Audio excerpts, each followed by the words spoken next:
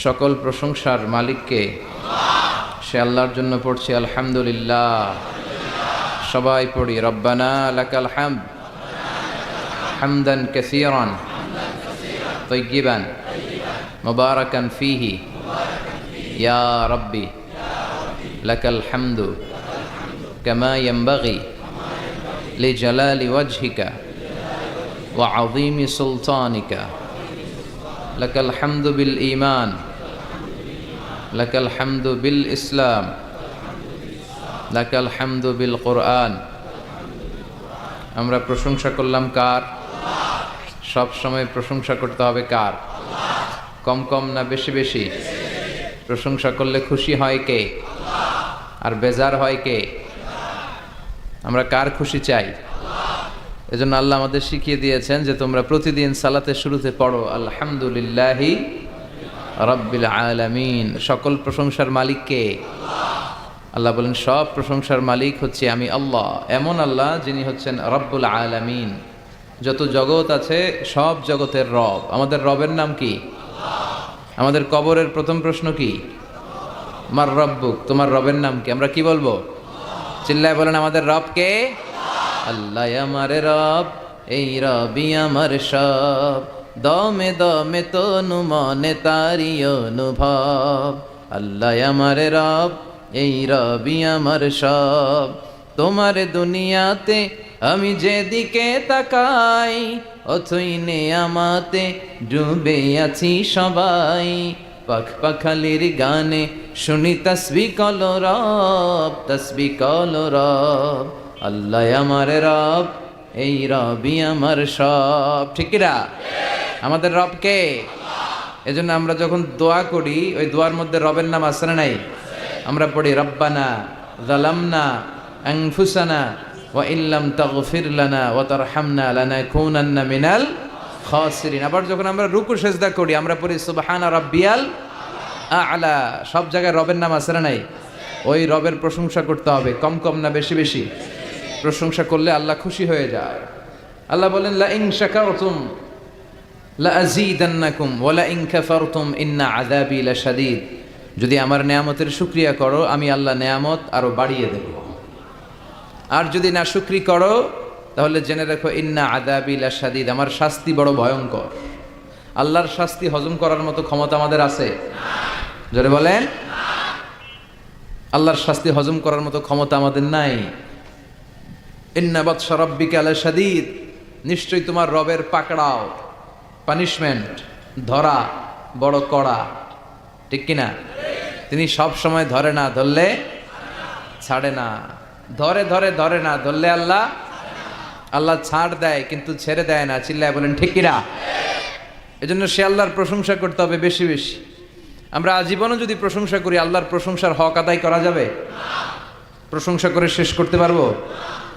আল্লাহ বলেন পৃথিবীর সব সাগরের পানি যদি কালি হয়ে যায়, পৃথিবীর সব গাছগুলো যদি কলম হয়ে যায়, সাগরের জল নামক কালি দিয়ে, এই গাছ নামক কলম দিয়ে আমি আল্লাহর প্রশংসা যদি তোমরা লিখতে শুরু করে দাও, সাগরের জল ফুরিয়ে যাবে, পৃথিবীর সব গাছগুলো শেষ হয়ে যাবে, কিন্তু আল্লাহর প্রশংসা করে শেষ করা যাবে না। সাগরের জলকে কালি করে গাছের পাতাকে খাতা করে তোমার মহিমা লেখা শেষ হবে না, যদিও লিখি প্রভু জীবন ভরে। সাগরের জলকে কালি করে গাছের পাতাকে খাতা করে তোমার মহিমা লেখা শেষ হবে না, যদিও লিখি প্রভু জীবন ভরে। সাগরের জলকে কালি করে। আল্লাহু আকবার পড়েন। পৃথিবীতে কি পরিমাণে সাগরের জল আছে এটা আপনাদেরকে বোঝানো সহজ, কারণ আপনাদের বাড়ি কই? সাগরের পাড়ে। টেকনাফ, টেকনাফ। এই নাফ নদীর পাড়ে টেক দিয়ে আপনাদের শহর, এজন্য শহরের নাম টেকনাফ। নাফের তীরে টেক লেগে দাঁড়িয়ে আছে এই শহরটা। তো আপনারা সাগর দেখেছেন, আপনারা দেখেছেন জলোচ্ছ্বাস, আপনারা পানি দেখে অভ্যস্ত, আপনাদেরকে বোঝানো সহজ। পৃথিবীতে কি পরিমাণে পানি আছে সাগর কি শুধু পৃথিবীতে এই একটাই, বঙ্গোপসাগর, আর কোনো সাগর নাই? আছে অনেকগুলো মহাসাগর আছে, প্রশান্ত মহাসাগর, আটলান্টিক মহাসাগর, ভারত মহাসাগর, উত্তর মহাসাগর, দক্ষিণ মহাসাগর, তারপরে কত সাগর আছে, লোহিত সাগর, ভূমধ্য সাগর, কৃষ্ণ সাগর, চায়না সাগর, সাগরের শেষ নাই। আল্লাহ বলে এই সব সাগরের পানি যদি কালি হয়ে যায়, আর পৃথিবীতে যত গাছপালা আছে সব গাছপালাগুলো যদি কলম হয়ে যায়, কি পরিমাণে পৃথিবীতে গাছপালা আছে আমরা কি গুনতে পারবো? এই টেকনাফে কয়টা গাছ আছে বলতে পারবেন কেউ? কক্সবাজারে মোট কয়টা গাছ আছে বলা যাবে? পুরো বাংলাদেশে কয়টা আছে বলা যাবে? তাহলে আফ্রিকার জঙ্গলের কি অবস্থা? পুরো আফ্রিকার জঙ্গলে কি পরিমাণে গাছ আছে আমাদের কোনো আন্দাজ আছে? দেখেন, মেটাফরিক্যালি, রূপকভাবে আল্লাহ কত সুন্দর করে বুঝালেন যে তার প্রশংসা করে যে শেষ করা যায় না। পৃথিবীর সব সাগরের পানি যদি কালি হয়ে যায়, গাছের পাতা যদি খাতা হয়ে যায়, এই কলম দিয়ে, খাতা দিয়ে, এই কালি দিয়ে যদি আমার প্রশংসা, জিকির তোমরা লিখতে শুরু করে দাও, সাগরের জলও শেষ, গাছপালাও শেষ, কিন্তু শেষ হবে না আল্লাহর প্রশংসা। চিল্লায় বলেন ঠিক কিনা? আমরা যদি আল্লাহর প্রশংসা নাও করি, আল্লাহর কোনো লস আছে? লাভ লস কাদের? জোরে বলেন। আমরা যদি আল্লাহর সেজদা নাও দেই, গোটা পৃথিবীর সব কিছু সেজদা দেয় কারে? আন-নাজমু আশ-শাজারু ইয়াসজুদান। পৃথিবীর যত তারা আছে, যত গাছ আছে, সবগুলো সেজদা দেয় কাকে? অস্ট্রেলিয়াতে নাই, টেকনাফে নাই, টেকনাফেও আছে। এই ঘুষ, দুর্নীতি, এগুলো বন্ধ হোক আমরা চাই কি চাই না? যদি বন্ধ করতে চাই তাহলে একটা কিতাবের দিকে ফিরে আসতে হবে। কিতাবটার নাম, এটার নাম আল কোরআন। এই কিতাব থেকে প্রেসক্রিপশন নিতে হবে। অসুস্থ হলে যেমনি আমরা এমবিবিএস ডক্টরের শরণাপন্ন হয়ে প্রেসক্রিপশন নেই, তেমনি এই ঘুণে ধরা সমাজটাকে ঠিক করতে হলে যে বই থেকে প্রেসক্রিপশন নিতে হবে, সেই বইয়ের নাম কি? কোরআন। এই বই থেকে প্রেসক্রিপশন না নিলে আপনার জীবন সুন্দর হবে না। এই বই থেকে প্রেসক্রিপশন না নিলে আপনার ফ্যামিলি সুন্দর হবে না। এই বই থেকে প্রেসক্রিপশন না নিলে আপনার সমাজ সুন্দর হবে না। এই বই থেকে প্রেসক্রিপশন না নিলে শুধু দুদক, দুর্নীতি দমন কমিশন দিয়ে দুর্নীতি বন্ধ করা যাবে না। এই বই থেকে প্রেসক্রিপশন নিতে হবে। যতদিন এই বই থেকে আমরা প্রেসক্রিপশন না নেই, এই ঘুণে ধরা সমাজকে ঠিক করা যাবে না। সমাজের অসঙ্গতি, টেন্ডারবাজি, চাঁদাবাজি, হত্যা, গুম, এগুলো বন্ধ করা যাবে না। চিৎকার করে বলেন ঠিক কিনা? কারণ this book is a problem solving methodology. এই বইটা সব ধরনের সমস্যার সমাধান করে দেয়। আমাদের জীবনের সমস্যা আছে না নাই? যখনই সমস্যায় পড়বেন, যে বইটা খুলবেন, বইটার নাম সমাধান। আছে না নাই? সমাধান চাও যদি জীবনে, মরণে ফিরে যাও, খুঁজে নাও চোখ রাখো কোরআনে। ঠিক কিনা? চোখ রাখবেন কই?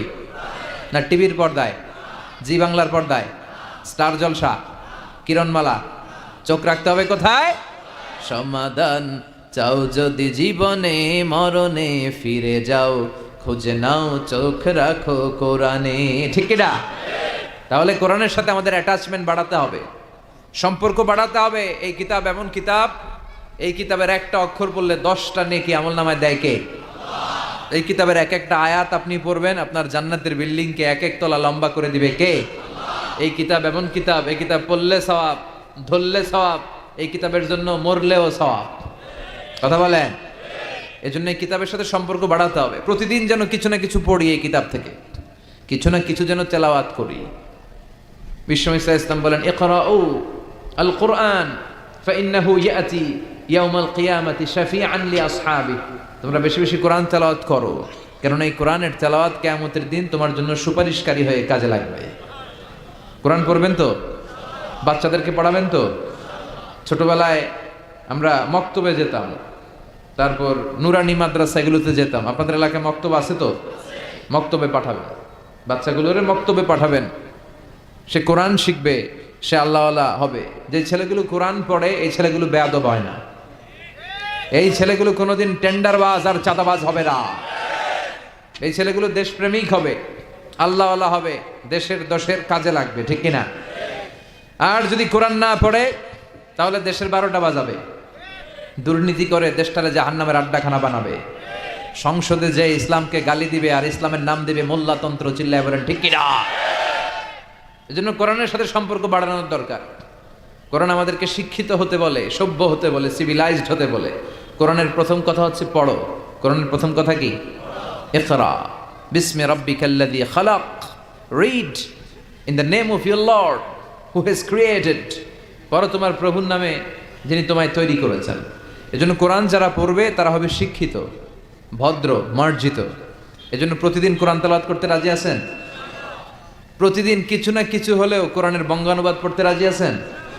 এটা খুব জরুরি। মাতৃভাষায়, আমি সব জায়গায় বলার চেষ্টা করি যে মাতৃভাষায় কোরআন পড়তে হবে, কোরআনের বঙ্গানুবাদ পড়তে হবে, তবেই জানা যাবে যে এই কোরআনে আল্লাহ আমাদের জন্য কি বলেছেন। যা বলার আল্লাহ সব বলে দিয়েছেন, নতুন করে আর কিছু বলবে? সব কোরআনের ভেতরে আছে না নাই? এই কোরআনের শুরু হয়েছে বা দিয়ে, কি দিয়ে? শেষ হয়েছে কোরআনটা সিন দিয়ে, কি দিয়ে? মিনাল জিন্নাতি ওয়ান নাস। এই যে সিন, বা আর সিন মিলালে কি হয়? বাস। এবার বাসে চড়ে কক্সবাজার চলো। হ্যাঁ, এই বাস মানে এনাফ, বাস মানে যথেষ্ট। কেমন যেন আল্লাহ বুঝাতে চাইলেন, সূরা ফাতিহা থেকে শুরু করে নাস পর্যন্ত যা দিলাম এটাই তোমাদের জন্য বাস, যথেষ্ট।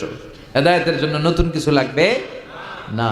এই জন্য কোরআন and Sunnah hour way to জান্নাহ। এই কোরআন এবং বিশ্বনবীর সুন্নাহ এটাই আমাদেরকে জান্নাতে নিতে পারে, ঠিক কি না? আসুন কোরআন সুন্নাহ আমরা চর্চা করি, আমরা পড়াশোনা করি আর নিজেদেরকে আলোকিত করি। কোরআন পড়লে আপনাকে আলোকিত করবে কে? এই কোরআনে আলো আছে না নাই? এই কোরআনের নাম দিয়েছেন আল্লাহ নূর। কি নাম দিয়েছেন?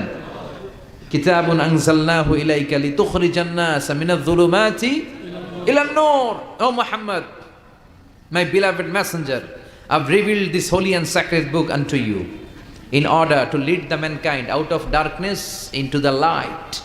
ও নবী, কোরআনকে আমি পাঠিয়েছি এজন্য যে আপনি কোরআন দিয়ে অন্ধকারগুলোকে অন্ধকার থেকে টেনে আলোর পথে নিয়ে ছেড়ে দেবেন, জাহান্নাম থেকে বের করে জান্নাতে ঢুকিয়ে দিবেন। আলহামদুলিল্লাহ পড়েন। এজন্য আসুন কোরআনের সাথে আমরা সম্পর্ক বাড়াই এবং নিজেদের জীবনকে আলোকিত করি। আল্লাহ তুমি তৌফিক দাও। সময় আমাদের কম, কথা অনেক বেশি, আবার কথা খুব লম্বা চূড়া করাও ঠিক নয়। বিষ্ণু ঈসা ইসলাম বলেছেন, খুতবুকুম তভিলা ও সলাওয়াতুকুম কসীরা। কিয়ামতের আগে তোমাদের খুতবা, বক্তব্যগুলো লম্বা হয়ে যাবে আর সালাতগুলো ছোট হয়ে যাবে। One of the minor signs before the day of judgment, your Islamic lectures will be very longer and your offering salah 5 times a day will be very shorter. কিয়ামতের আগে বক্তব্য হবে লম্বা চূড়া, কিন্তু নামাজ হবে খাটো খাটো। কথা কন, আছে না নাই? এখন বক্তব্য শুরু হইলে লোকজন উঠতে চায় না, কয় হুজুর আরো করেন। ওয়াজ অনেক টেস্ট লাগে, নামাজ টেস্ট লাগে না। আছে না নাই? উল্টা হয়ে গেল। বক্তব্য হবে ছোটখাটো, অল্প সময়ের নাসিহাত, এটা ভালো। আর সালাতে যখন দাঁড়াবেন লম্বা সালাত পড়বেন। বিষ্ণু ঈসা ইসলাম যখন সালাতে দাঁড়াতেন, তিনি হাত বেঁধে নামাজ পড়তে পড়তে তাহাজ্জুদের সালাতে হাত ব্যথা হয়ে যেত, তখন বিষ্ণুনবী হাত ছেড়ে দিতেন। সুবহানাল্লাহ পড়েন। আবার যখন এনার্জি ফিরে পেতেন, শক্তি ফিরে পেতেন, আবার হাত বাঁধতেন, আবার খারাপ লাগলে ছেড়ে দিতেন। তার মানে হাত ছেড়ে দিল নামাজ হয়, ঠিক কিনা? কিন্তু উপরে বাঁধবে না নিচে বাঁধবে, এ নিয়ে কিলাকিলি আছে না নাই? টেকনাফে মনে হয় কিলাকিলি ঢুকে নাই? হ্যাঁ, কেউ কয় আছে, কেউ কয় নাই। তো এগুলো কম, আলহামদুলিল্লাহ কম। এগুলো নিয়ে ফিতনা তৈরি করা যাবে না। আমাদের সালাদগুলো যেন লম্বা হয়, সালাদ যেন ধীরে সুস্থে হয়। আমরা অনেকে নামাজও পড়ি, আবার ক্রিকেট খেলার দিকে মন যায়। আছে না নাই? মাশরাফি বিন মুর্তজা, এখন উনি তো আবার এমপি না? তো এমপি কি আউট হইলো না ছক্কা মারলো? টেনশন আছে না নাই? নামাজও পড়ে, টেনশনও করে, নামাজেও দাঁড়ায়, আবার সিরিয়াল শুরু হয়েছে কিনা ওই চিন্তাও করে। আর সাহাবারা যখন মরুভূমিতে নামাজে দাঁড়াতেন, মরুভূমির পাখিগুলো এসে সাহাবাদের মাথায় বসে যেত, কারণ পাখিগুলো মনে করতো এগুলো মনে হয় খেজুর গাছ। সুবহানাল্লাহ পড়বেন না? আবার বিশ্বনবী বলতেন, সল্লু সলাতান মুআদ্দিয়া, মুসল্লা যখন দাঁড়াবা তুমি কল্পনা করো হতে পারে এটাই আমার জীবনের শেষ নামাজ। Perform the Salah as if this is your last and final prayer. প্রত্যেক নামাজের জন্য মুসল্লা যখন দাঁড়াবেন একটু ভাববেন আর মনে করবেন হতে পারে এটা আমার জীবনের শেষ চান্স, এরপরে হয়তো আল্লাহকে সেজদা দেওয়ার সুযোগ আমি নাও পেতে পারি, ঠিক কিনা? হুট করে দুর্ঘটনা ঘটে যেতে পারে না? হ্যাঁ, নারী এবং পুরুষকে সে লাইভ শুটিং করে ঝাঁঝরা করে দিয়েছে। এই ভিডিও সে আবার ফলাও করে প্রকাশ করেছে সোশ্যাল মিডিয়াতে। আল্লাহ এগুলোর তুমি হেদায়েত দাও। আজকে কোনো মুসলমান যদি করতো, পৃথিবীর সব মিডিয়াগুলো ফলাও করে প্রকাশ করতো টেররিস্ট অ্যাটাক। আর খ্রিস্টানরা যদি এই কাজ করে, কয় মানসিক রোগী। কি কয়? কয় হেতে পাগল, হেতে কি? আর মুসলমানরা করলে টেররিস্ট অ্যাটাক, জঙ্গি। ঠিক কিনা? জঙ্গিদের কোনো ধর্ম নাই, সন্ত্রাসীদের কোনো ধর্ম নাই, সন্ত্রাস এটাই তার ধর্ম। কথা বলেন। ভিডিও গেমস খেললে যেভাবে মারে, ছোট বাচ্চারা যে ভিডিও গেমস খেলে সে এইভাবে আমাদের ভাই বোনদেরকে মেরেছে। যারা এখানে প্রাণ হারালো, আল্লাহ তুমি তাদেরকে শাহাদাতের সর্বোচ্চ মর্যাদা নসিব করো। দেখেন গোটা বিশ্বব্যাপী এখন কি বলে এই লোকের ব্যাপারে। আজকে মুসলমান করলে গোটা বিশ্ব কেঁপে যেত। মুসলমানদের রক্তের এখন কোনো দাম নাই। একটা কুকুরের দাম আছে কিন্তু মুসলমানের দাম নাই। চিল্লা এখন ঠিক কিনা? আমাদেরকে গোটা বিশ্বব্যাপী মারে, অত্যাচারের স্টিম রোলার, কিন্তু আমাদের পক্ষে কেউ যে একটা ধমকি দিবে এমন কোন নেতা আমাদের না। এক রিসেপ তাইয়েব এরদোগান, সে গোটা মুসলিম বিশ্বের জন্য চেষ্টা করে যাচ্ছে, কিন্তু ওর পিছনেও শত্রু আছে না নাই? ওর পিছনেও টিকটিকির অভাব নাই। কথা কন। আমাদের কোনো কম্বাইন্ড মিলিটারি নাই। 50টারও বেশি মুসলিম দেশ, আমাদের একটা যৌথ সেনাবাহিনীর দরকার ছিল কি ছিল না? আমাদের যদি যৌথ একটা মিলিটারি থাকতো, পৃথিবীর কোথাও মুসলমানরা আক্রান্ত হলে, কেউ এসে আক্রমণ করলে আমাদের মিলিটারি সেখানে যে প্রতিরোধ করে তুলতো। চিল্লা এখন ঠিক কিনা? লিডারশিপ নাই, সেন্ট্রাল লিডারশিপ নাই, আমাদের কেন্দ্রীয় কোনো মিলিটারি নাই। গোটা বিশ্বব্যাপী আমরা মার খাই। উই আর ওয়েটিং ফর আল ইমাম আল মাহদি। ইমাম মাহদি আসার লম্বা। সাহাবারা যখন সালাত পড়তেন, পাখি এসে মাথায় বসতো, আর পাখি কি মনে করতো? এটা খেজুর গাছ। সাইয়েদনা আলী রাদিয়াল্লাহু তাআলা আনহুর পায়ের ভেতরে তীর ঢুকেছে, যুদ্ধে জখম হয়েছে, উনি তীর বের করতে পারে না। তীর ধরে টান দিলে উনি চিৎকার মারে। বিশ্বনবী বললেন, আকিমিস সালাহ আরিহনা বিসসালাহ ইয়া বিলাল, বেলাল ইকামত দাও।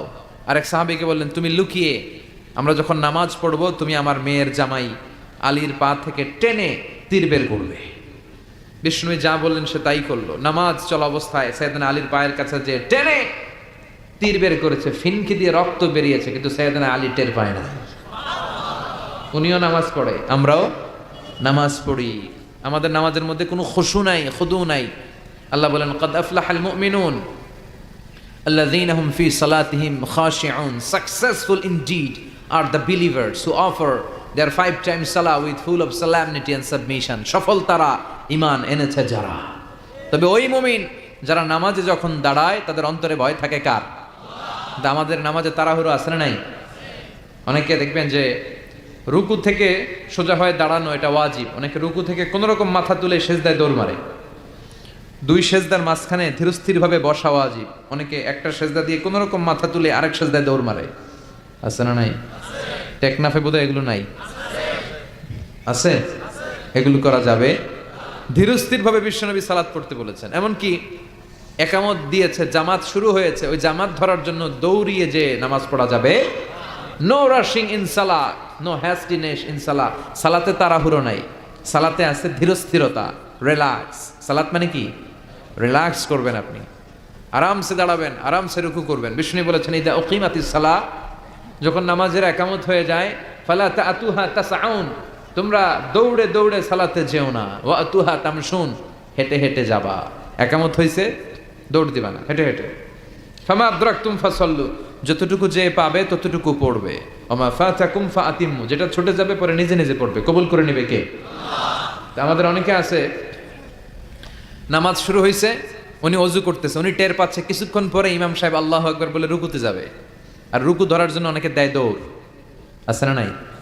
টাইলসের মসজিদে অনেকে দেয় দৌড়। এক লোক দৌড় দিছে, উল্টায় পড়ছে, লুঙ্গি একদিকে, মুসল্লি আরেকদিকে। টাইলসের মসজিদে অজু করে দৌড় দিবেন না, খবরদার। অজু করে পিচ্ছিল পা থাকে, আস্তে আস্তে যাবেন, না হলে দুর্ঘটনা ঘটে যাবে। দেখেন, বিশ্বনবীর সুন্নাহ আছে যেখানে বরকত আছে, সুন্নাহ নাই যেখানে বিপদ আছে। এজন্য সালাতগুলো যেন ধীর স্থির ভাবে হয়। আবার সালাতের পরে তাসবিহ পড়ে না লোকজন। নামাজের পরে কি পড়া সুন্নাত? তাসবিহ। কিন্তু আমরা নামাজের পরে মুনাজাত দেওয়া সুন্নাত বানাই ফেলছি। আছে না নাই? আসসালামু আলাইকুম ওয়া রাহমাতুল্লাহ, আসসালামু আলাইকুম, আল্লাহুম্মা আমিন ইয়া আরহামার রাহিমিন। আছে না? তুমি কি বললো? আমিন ইয়া আরহামার রাহিমিন, এটা কি দোয়া? দোয়া করার সুন্নাহ, হাত তুলেও করতে পারেন, হাত তোলা ছাড়াও করতে পারেন, এটা জায়েজ আছে। কিন্তু সালাম ফিরানোর পরে বিশ্বনবী দোয়া করতেন না তাসবিহ পড়তেন? তাসবিহ পড়ে না, এই তাসবিহগুলো পড়ে না। সুন্নাত পড়ে দৌড়। বিশ্বনবী লম্বা সময় বসে বসে তাসবিহ পড়তেন। 33 বার সুবহানাল্লাহ, 33 বার আলহামদুলিল্লাহ, 33 বার আল্লাহু আকবার, 34 বার আল্লাহু আকবার পড়ে না। আবার বিশ্বনবী ফরজ সালাতের পরে আয়াতুল কুরসি পড়তেন। বিশ্বনবী বলতেন, মান ক্বারা আয়াতাল কুরসি দুবুরা কুল্লি সালাতিন মাকতুবা লাম ইয়ামনাহু মিন দুখুলিল জান্নাতি ইল্লাল মাউত। প্রত্যেক ফরজ সালাতের পরে যে আয়াতুল কুরসি পড়বে তার জান্নাতে যেতে কোনো কিছুই বাধা দিতে পারবে না, একটা জিনিস ছাড়া, সেটা হলো মরণ। লোকটা মরে না, তাই জান্নাতে যায় না, মরলেই জান্নাতি। এত দামি ইবাদত তাসবিহ ছাড়া যাবে? কথা বলে। এজন্য ফরজ সালাতের পরে আমরা আয়াতুল কুরসি পড়ব। কি পড়ব? রাজি আছেন সবাই? এজন্য সালাতে যেন আমরা মনোযোগী হই, আমরা যেন ধীরস্থিরভাবে সালাত করতে পারি। কারণ আউয়ালু মা ইউহাসাবু বিহিল আবদু ইয়াউমাল কিয়ামাতি আস-সালাহ। কিয়ামতের দিন সর্বপ্রথম আমাদের যে হিসাবটা আল্লাহ নেবেন সেটা হচ্ছে সালাতের হিসাব। আওয়াজ করে বলেন তো কিসের হিসাব? সালাত কায়েম করো, সালাত কায়েম করো, হবে সম্মানী তুমি, হবে জান্নাতি তুমি, হবে সম্মানী তুমি, হবে জান্নাতি তুমি। দিবে কাল হাসরে শীতল ছায়া আরশে আজিম, রাব্বিয়াল আলা রাব্বিয়াল আযীম। আলহামদুলিল্লাহ পড়েন। এজন্য সালাত যেন হয় আমাদের নিত্য সঙ্গী, আর সালাত যেন আমরা ধীরস্থিরভাবে পড়তে পারি। আল্লাহ তুমি তৌফিক দাও। আমি আপনাদের খেদমতে আমার খুতবার শুরুতে সূরাতু আদ-দুহা থেকে কয়েকটা আয়াত তেলাওয়াত করেছি। যে সূরাটা আমাদের অনেকেরই মুখস্থ আছে না? সূরা দোহা মুখস্থ আছে না? এই সূরাতুদ দোহাতে আল্লাহ তাআলা আমাদের জন্য কি শিক্ষা রাখলেন, কি মেসেজ আমাদেরকে দিতে চাইলেন, এটা নিয়ে আজকে আমরা অল্প কিছু সময় কথা শুনবো। সবাই পড়ে ইনশাআল্লাহ। শেষ পর্যন্ত আপনারা থাকবেন তো? চলে যাবেন না? চলে যাবেন কে কে দেখি তো, হাত তুলেন। কেউ যাবেন না? ইনশাআল্লাহ পড়েন। তাহলে কথা দিলেন কিন্তু শেষ পর্যন্ত থাকবেন। থাকবেন? আচ্ছা, আমরা একসাথে বিদায় নিব। আর আজকে আমার এই বছরের শেষ মাহফিল। এই যে গত কয়েক মাস ধরে যে প্রোগ্রাম করতেছি, তাফসীর প্রোগ্রাম, আপনাদের টেকনাফিল প্রোগ্রামের মধ্যে দিয়ে আমার প্রোগ্রাম শেষ। তো এই জন্য আসুন আমরা সূরাতু আদ-দুহা, এই সূরার ভেতরে আল্লাহ তাআলা আমাদেরকে কি মেসেজ দিতে চাইলেন, তথ্য উপাত্ত দিতে চাইলেন, শিক্ষা আমাদের জন্য রাখলেন, আমরা দেখার চেষ্টা করি। সূরাতু আদ-দুহা এটা কোরআনের একটা মোটিভেশনাল সূরা, অনুপ্রেরণাদায়ক সূরা। আমরা অনেকে হতাশায় ভুগে থাকি, এজন্য আল্লাহ হতাশ মানুষদের জন্য এই সূরাটা নাজিল করলেন। সুবহানাল্লাহ পড়েন। এই পুরো সূরা জুড়ে আল্লাহ তাআলা বিশ্বনবীর ব্যাপারে অনেক কথা বলেছেন, বিশ্বনবীকে সান্ত্বনা দিয়েছেন। শুরুতেই আমরা জেনে নেই এই সূরার সেন্ট্রাল থিম বা কেন্দ্রীয় আলোচ্য বিষয় কি। এই সূরার কেন্দ্রীয় আলোচ্য বিষয় হচ্ছে হতাশ হওয়া যাবে না। মুমিন কখনো হতাশ হয়? ভরসা রাখে কার উপর? লা তাইআসু মির রাউহিল্লাহ ইন্নাহু লা ইয়াইআসু মির রাউহিল্লাহি ইল্লাল কওমুল কাফিরুন। তোমরা নিরাশ হয়ে যেও না, হতাশ হবে না। কাফেররা, মুশরিকরা, নাস্তিকরা ছাড়া কেউ হতাশ হয় না। মুমিনরা কখনো নিরাশ হয় না, কারণ মুমিনের ভরসার আর আশার একটা জায়গা আছে না নাই? মুমিনের আশার জায়গাটার নাম কি? চিল্লায় বলেন। আমরা বিপদে পড়লে বিপদ থেকে মুক্ত করে কে? অসুস্থ হলে সুস্থ করে কে? কেউ যেটা পারে না পারে কে? কেউ যেটা দেখে না দেখে কে? কেউ যেটা দেয় না দেয় কে? সে আল্লাহ বললেন এই সূরার ভেতরে আমি তোমাদের জন্য অনুপ্রেরণা রেখেছি। এই সূরার কেন্দ্রীয় কথা হচ্ছে হতাশ হবে না, নিরাশ হবে না, হাল ছেড়ে দিও না, ভরসা রাখো কার উপর? চিল্লায় বলেন কার উপর? মুমিন কখনো হতাশ হয়? Every time you feel like you cannot go on, you feel so lost that you are so alone, don't despair and never lose hope, 'cause Allah is always by your side, inshallah, inshallah, inshallah. You will find your way, inshallah, inshallah, inshallah. You will find your way every time you feel like you cannot go on. You feel so lost that you are so alone. Don't despair and never lose hope, 'cause Allah is always by your side, inshallah, inshallah. পড়েন ইনশাআল্লাহ you will find a way, ইনশাআল্লাহ ইনশাআল্লাহ ইনশাআল্লাহ you will find your way। আলহামদুলিল্লাহ পড়েন। Never lose hope, আশা ছেড়ে দিও না, ভরসা রাখো একজনের উপর, তিনি কে? You will find your way, তুমি তোমার রাস্তা খুঁজে পাবে, আর তোমাকে রাস্তা দেখাবে কে? এই সূরাটা যারা হতাশ তাদের জন্য আশার আলো হয়ে, আশার মশাল হয়ে জ্বলতে থাকবে কিয়ামত পর্যন্ত, ঠিক কিনা? আমরা কখনো হতাশ হই না, আমরা কখনো নিরাশ হই না, আমরা কখনোই হাল ছেড়ে দেই না, আমরা ভরসা রাখি একজনের উপর, তিনি কে? এই সূরার ভেতরে আল্লাহ আমাদেরকে অনুপ্রেরণা জাগালেন, মোটিভেশন দিলেন। এটা মোটিভেশনাল সূরা। দেখবেন এই সূরাটা পড়লে আপনি আরো উজ্জীবিত হবেন, আপনার মনে হবে যে আমার কেউ না থাক, আমার আছে কে? উনি থাকলেই চলবে, ঠিক কিনা? তিনি আমাদের ওয়াকিল, তিনি আমাদের কাফিল, তিনি আমাদের ওয়ালি, তিনি আমাদের গার্ডিয়ান, তিনি আমাদের অভিভাবক, আর তিনি থাকলেই চলবে, আর কাউকে লাগবে না। এই সূরাটা নাজিলের একটা ব্যাকগ্রাউন্ড আছে, শুনবেন? শানে নজুল, কোন প্রেক্ষাপটে এই সূরাটা নাজিল হলো, তাফসীর বোঝার আগে আগে ওইটা জানার দরকার আছে না নাই? এটা মাক্কি সূরা। এই সূরাটা কি সূরা? মাক্কি সূরা। মক্কায় যখন বিশ্বনবীর কাছে কোরআনের আয়াত নাজিল হতে লাগলো, বিশ্বনবী এই আয়াতগুলো মানুষের কাছে পৌঁছে দিতে লাগলেন, শেয়ার করতে লাগলেন। যাই নাজিল হয় বিশ্বনবী শেয়ার করে, সকালে নাজিল হলে শেয়ার করে, দুপুরে নাজিল হলে শেয়ার করে, রাতে নাজিল হলে শেয়ার করে। কিন্তু হঠাৎ করে কোরআন নাজিল হওয়া বন্ধ হয়ে গেল। বন্ধ করে দিলেন কে?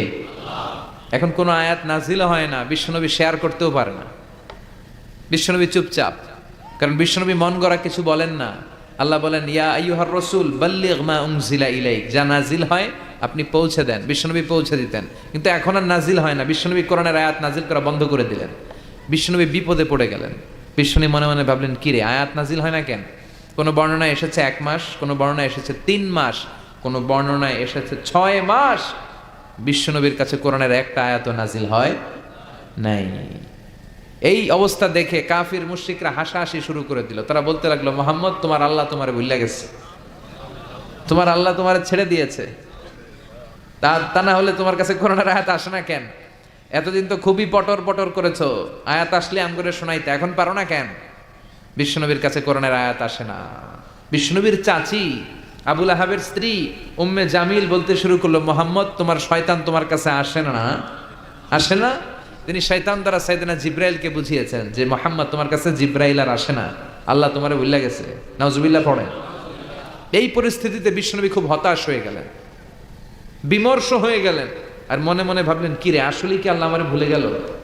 আমার কোনো ভুল হচ্ছে না তো, আমি কোনো অন্যায় করি নাই তো, আল্লাহ কোরআনের আয়াত নাজিল করা বন্ধ করলো কেন? বিশ্বনবী হতাশ হলেন, বিশ্বনবী নিরাশ হলেন। বিশ্বনবীর হতাশা আর নিরাশাকে কাটিয়ে দেওয়ার জন্য এই সূরাটাকে নাজিল করলো কে? রব্বুল আলামিন তখনই নাজিল করে দিলেন আর বললেন, ওয়াদ-দুহা ওয়াল-লাইলি ইযা সাজা মা ওয়াদ্দা'আকা রাব্বুকা ওয়া মা ক্বালা ওয়ালাল আখিরাতু খায়রুল লাকা মিনাল উলা। সুবহানাল্লাহ পড়া। আল্লাহ নাজিল করলেন ওয়াদ-দুহা। দুহা মানে আলো, দুহা মানে কি? আলো। আল্লাহ বললেন ওয়াদ-দুহা, নবী আলোর শপথ, ওয়াল-লাইলি ইযা সাজা, আর অন্ধকারের শপথ মানে রাত্রির শপথ, যখন রাত্রিটা নিঝুম হয়, হয় নিস্তব্ধ। সুবহানাল্লাহ পড়ে। আল্লাহ বললেন নবী আলোর শপথ, ওয়াদ-দুহা, আলো, আলোর শপথ, আশার আলো, সম্ভাবনার আলো। ও নবী, আমি আলোর শপথ কাটলাম। আল্লাহ তাআলা আলোর কসম কাটলেন, আবার আল-লাইল দ্বারা অন্ধকারের কসম কাটলেন, আর বোঝাতে চাইলেন নবী আলো আর অন্ধকার দুইটারই দরকার আছে, ঠিক কিনা? সব সময় যদি আলো থাকে, 24 ঘন্টায় যদি সূর্যের আলো থাকে, ভালো লাগবে? ঘুমানো যাবে? আবার সব সময় যদি অন্ধকার থাকে, তাহলে দিনের বেলা কাজ করা যাবে? তার মানে আলোরও যেমনি দরকার, অন্ধকারেরও দরকার আছে না নাই?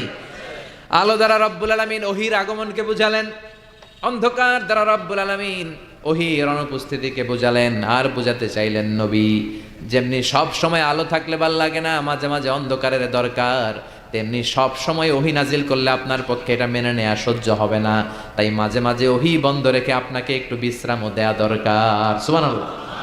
ও নবী, আমি তো ইচ্ছা করে ওহী নাজিল বন্ধ রেখে দিয়েছি, কারণ সব সময় ওহী রিসিভ করা এটা আপনার জন্য কষ্ট হয়ে যাবে।